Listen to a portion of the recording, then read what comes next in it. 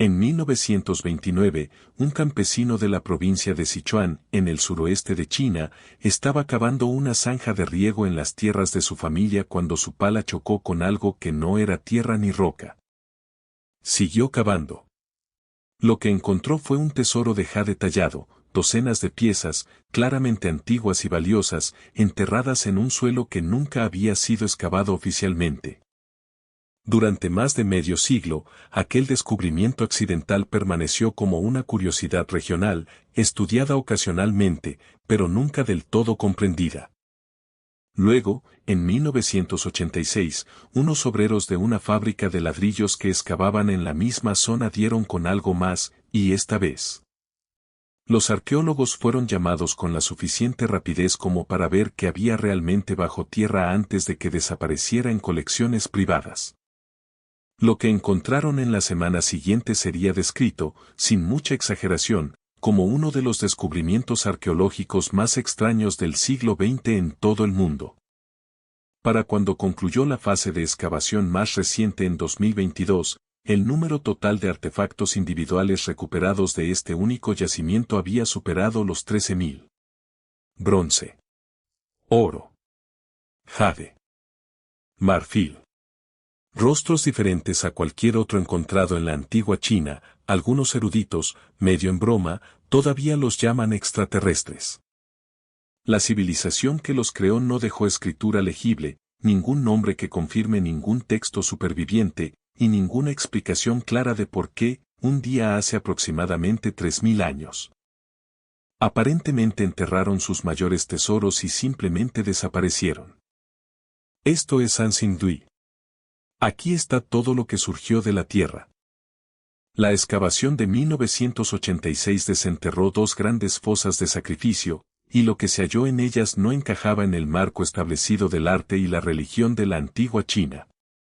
Los arqueólogos estaban acostumbrados a encontrar vasijas rituales de bronce, copas, calderos, recipientes ceremoniales. El tipo de artefactos chinos de la Edad del Bronce que llenan los museos de todo el mundo. En cambio, lo que encontraron fueron rostros. Decenas de cabezas y máscaras de bronce, con forma humana pero claramente alejadas del naturalismo, rasgos angulosos y alargados, orejas que se extendían hacia afuera como alas y, sobre todo, ojos.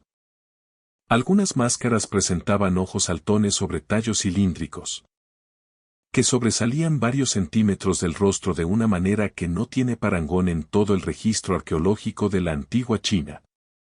Junto a las máscaras se erigían figuras humanas de bronce de tamaño natural o incluso mayores, una de ellas de más de 2,5 metros de altura incluyendo su pedestal.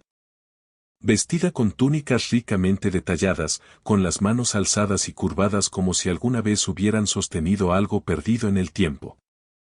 Quizás el objeto más extraordinario recuperado de estas dos primeras fosas fue un árbol de bronce, reconstruido por los conservadores hasta alcanzar casi 4 metros de altura. Con ramas adornadas con pájaros, frutos y una figura enroscada similar a un dragón que descendía por su tronco. Este nivel de complejidad en la fundición y la magnitud física de los hallazgos asombraron a los metalúrgicos que estudiaban las técnicas de producción de la Edad del Bronce en todo el mundo. Las fosas también contenían colmillos de marfil, en cantidades significativas, junto con hojas de jade y objetos ceremoniales. La datación por radiocarbono y el análisis estilístico sitúan el material, en líneas generales, dentro del periodo de la dinastía Zhang, aproximadamente entre el 1200 y el 1100 a.C., aunque los objetos en sí mismos no guardaban prácticamente ninguna conexión estilística directa con la metalurgia del bronce Zhang del centro de China. Esto significa que quienquiera que creara estos objetos operaba dentro de una tradición artística y religiosa genuinamente distinta. Geográficamente lo suficientemente cercana como para ser contemporánea de la civilización china establecida de la Edad del Bronce. Pero visual y conceptualmente diferente a casi cualquier otra cosa que se produjera en la región en ese mismo momento. La sofisticación técnica necesaria para fundir objetos de esta magnitud merece especial atención. La producción de un árbol de bronce de esta altura y complejidad estructural requirió técnicas avanzadas de fundición en molde. Un control preciso de la composición del metal y una planificación meticulosa para evitar que la enorme estructura de bronce, durante su enfriamiento, se agrietara o colapsara bajo su propio peso. Estos desafíos de ingeniería supusieron una gran exigencia para la tecnología de los hornos, el conocimiento metalúrgico y la mano de obra especializada y organizada. La magnitud de los recursos necesarios para producir no solo un árbol de este tipo, sino toda la gama de figuras monumentales de bronce recuperadas en estos dos primeros yacimientos, sugiere la existencia de una sociedad altamente centralizada y con abundantes recursos, capaz de destinar una riqueza considerable y mano de obra especializada a la producción religiosa o ceremonial. Este nivel de organización social sorprendió gratamente a los investigadores, quienes no habían atribuido previamente a esta región una civilización tan sofisticada desde el punto de vista administrativo. Durante más de 3 décadas después de la excavación de los dos primeros pozos, Sansindui se mantuvo como un sitio verdaderamente famoso y enigmático. Lo suficientemente importante como para merecer un museo propio cerca de la ciudad de Wangan, que atraía constantemente a investigadores y turistas. Mientras que las preguntas más profundas que habían planteado los hallazgos de 1986 permanecían esencialmente sin respuesta. ¿Quiénes fueron los creadores de estos objetos? ¿Qué civilización, exactamente, fue la responsable? Los investigadores chinos generalmente vincularon el sitio con el antiguo reino de Su, mencionado solo brevemente y a menudo de forma mitológica en textos históricos chinos posteriores, escritos siglos después de la época de Sansindui. Esto significa que la evidencia principal que vincula el sitio con un pueblo histórico específico se basaba más en la geografía regional y leyendas posteriores que en cualquier confirmación textual o escrita directa de la cultura que realmente lo construyó. El pueblo de Sansindui, quienquiera que fuera, no dejó constancia escrita propia. Ninguna inscripción en los bronces explica su propósito.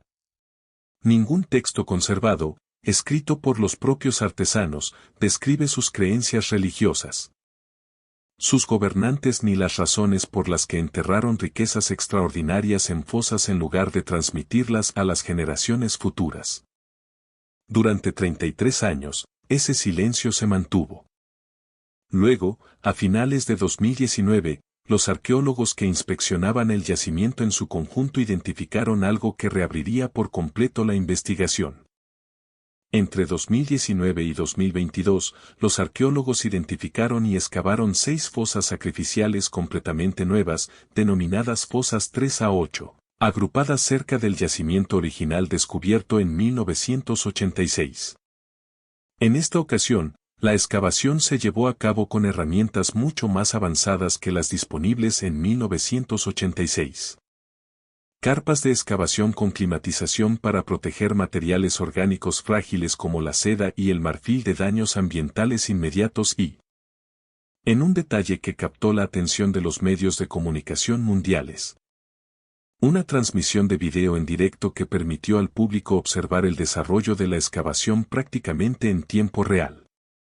Lo que emergió de estas 6 nuevas fosas fue, sin duda, asombroso tanto por su escala como por su singularidad. Solo de la fosa 3 se extrajo la que se convertiría en la máscara de bronce más grande jamás recuperada del yacimiento, medía 71 centímetros de alto y 131 centímetros de ancho. Su rostro, ojos y orejas fueron fundidos por separado y cuidadosamente soldados, con aberturas que sugieren que originalmente fue diseñada para ser montada sobre otra estructura. Un soporte de madera o una base más grande, ahora perdida. Los investigadores también identificaron leves restos de tela de seda cerca de uno de los ojos de la máscara, un hallazgo realmente significativo, ya que la seda rara vez sobrevive tanto tiempo en condiciones de enterramiento arqueológico, y su presencia indica que se trataba de tela o vestimenta ceremonial que, de otro modo, se habría descompuesto por completo y desaparecido del registro histórico. En el pozo 8 se encontró una figura híbrida de bronce que combinaba rasgos de tigre y dragón, de 75,5 centímetros de altura. con el cuerpo marcado con rastros de pigmento bermellón y adornado con pequeñas aves de bronce posadas en la base de cada rama que se extendía desde su estructura. Un nivel de complejidad representacional que los investigadores aún están tratando de interpretar por completo. En el mismo pozo, y en varios otros de los 6, se halló una caja de bronce con tapa en forma de tortuga, que contenía objetos de jade, incluyendo cabezas de dragón talladas. El investigador principal del equipo de excavación, el profesor Liai Chao de la Universidad de Sichuan, la describió como una pieza única, con una forma, una artesanía y un diseño tan distintivos que su función original sigue siendo un misterio incluso para los arqueólogos que la excavaron directamente. Para cuando concluyó esta segunda fase de excavación en 2022, los investigadores que trabajaban en los 6 nuevos pozos habían documentado aproximadamente 13.000 artefactos adicionales. Según cifras publicadas por Sinoa y difundidas internacionalmente. Entre ellos se encontraban 1.238 piezas de bronce, 543 objetos de oro y 565 piezas de jade, además de cantidades significativas de marfil, cerámica y material orgánico. Un equipo de arqueólogos de la Universidad de Pekín y la Universidad de Sichuan describió varios de los hallazgos, incluyendo un conjunto de 10 objetos de bronce específicos.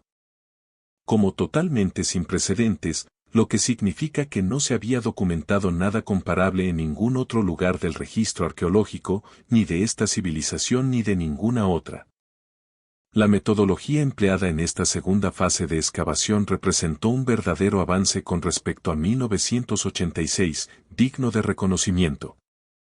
En lugar de las condiciones relativamente apresuradas de la excavación original de la década de 1980.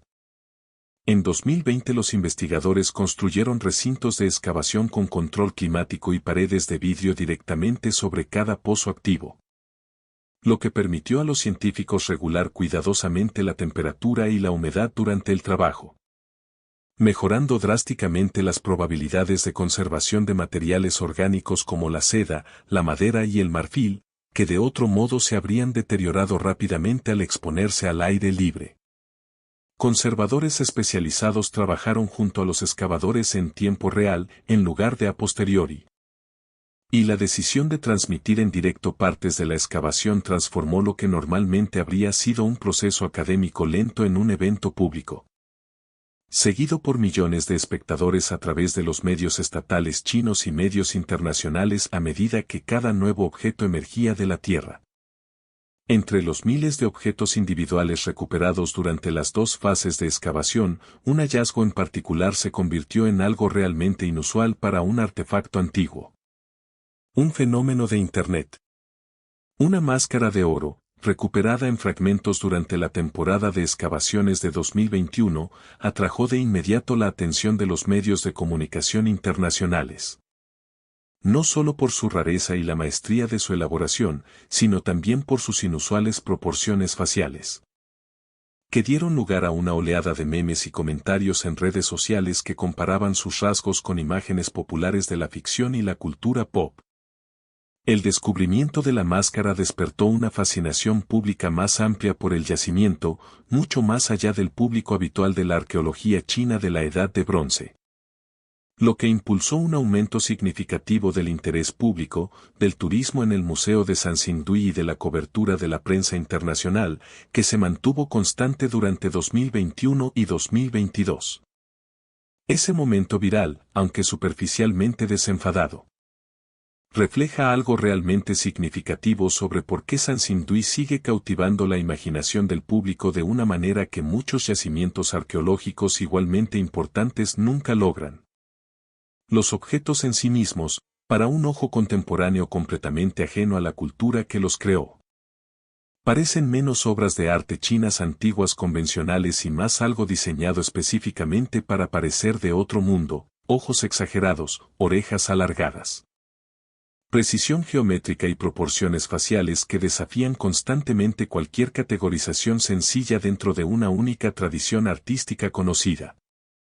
Aquí es donde, a pesar de los más de 13.000 objetos recuperados, los investigadores aún tienen sin resolver la pregunta más importante sobre Sanxingdui. ¿Por qué esta civilización enterró deliberadamente sus mayores tesoros, aparentemente todos a la vez, y luego, en un sentido más amplio, desapareció? Los arqueólogos siguen divididos sobre la finalidad de las fosas. Algunos investigadores las interpretan como simples depósitos rituales de sacrificios, ofrendas enterradas deliberadamente como parte de una ceremonia religiosa organizada.